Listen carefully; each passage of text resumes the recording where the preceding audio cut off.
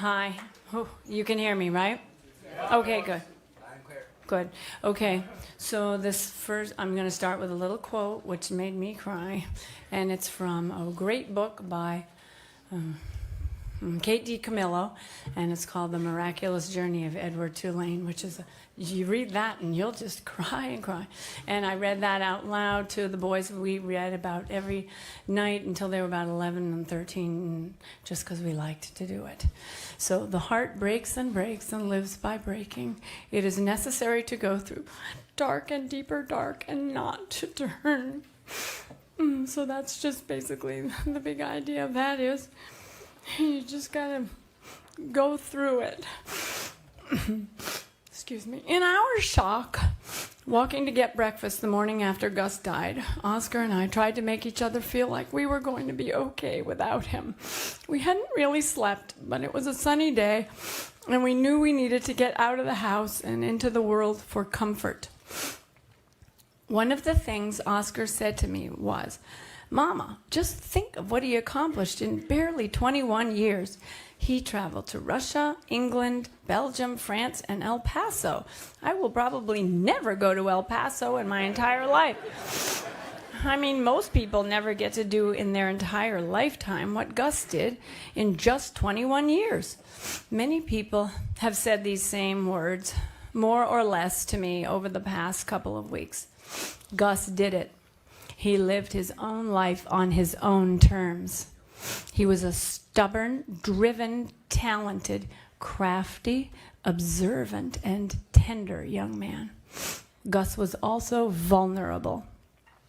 He hurt terribly when his friends' parents said he was no longer welcome in their homes.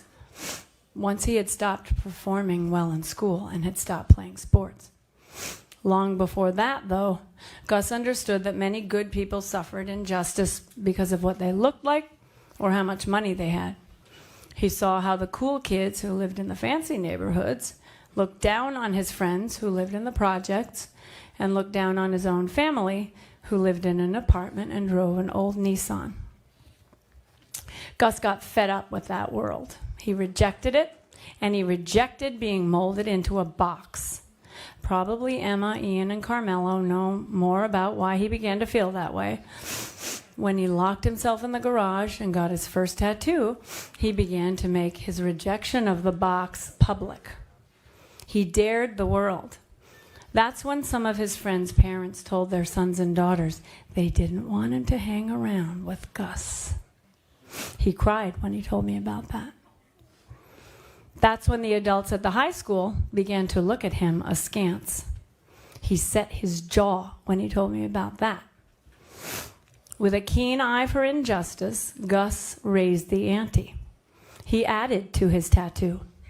He pierced various parts of his face. His ears, nose, lip, eyebrow.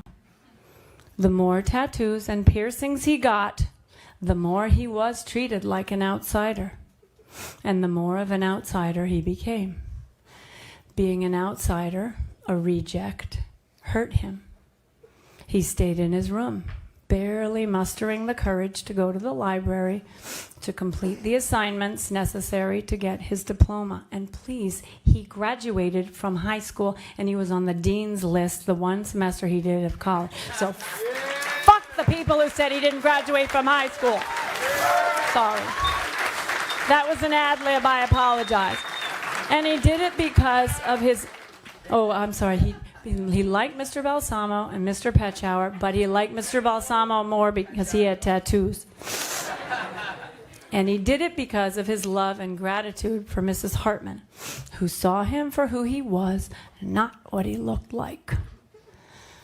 Years later, Gus told me that it was easy to tell the difference between the people who saw his tattoos when they looked at him and the people who saw him. Gus decided to move to California and left at 17. He tried to take classes, but few were available to an out-of-state resident. It was there that he discovered he could express his sorrow and joy and despair with his music. You may be surprised. You may not, but you may be surprised to hear that Gus and his housemates had a weekly Frank Sinatra night. His favorite song to sing was Fly Me to the Moon. And he was fucking good at singing it. When he returned from California, he began to make music at our home. My mother bought him some beats and explained to me why I should take this work seriously. So he and I drove to Best Buy, and I bought him a pair of fancy red earphones. He worked and worked and worked. He made me wear earplugs at night so I wouldn't hear him, but I did hear him belting it out. He worked like that typically through the night, going to sleep when I got ready for work. If you had seen Gus walking down the street, you might have been put off, scared even. You might have thought, what a loser, or yikes, I had better cross the street. If you had known he stopped caring about school, you might have thought, what a loser, and I don't want my kid hanging around with him. He could get into some bad habits. If you had seen his filthy fingernails, you might have run away. If you had made these judgments about this teenager, then I ask you to use this moment right now as a time to reflect on your actions. Ask yourself these questions. Do I really know this person? Have I sat down face to face and asked him to tell me about himself? Do I know what matters to him?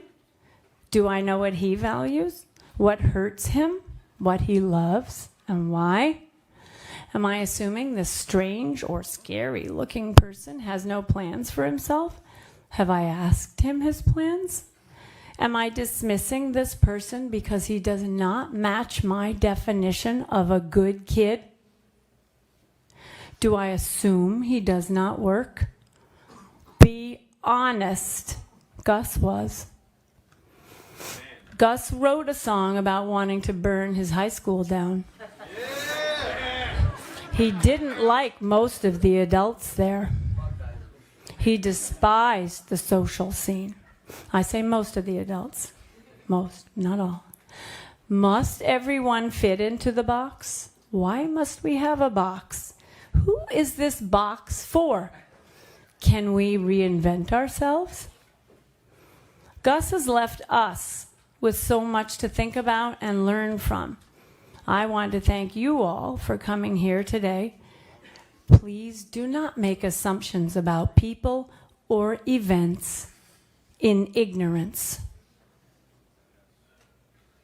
Do you understand what I'm saying? Try to step outside of your own box and open your mind to new ideas. My sweet little peeper is gone now, but he has surely left us a lot of wonderful material to review and consider. He has left me with new people to know. I am so proud of him. You have no idea.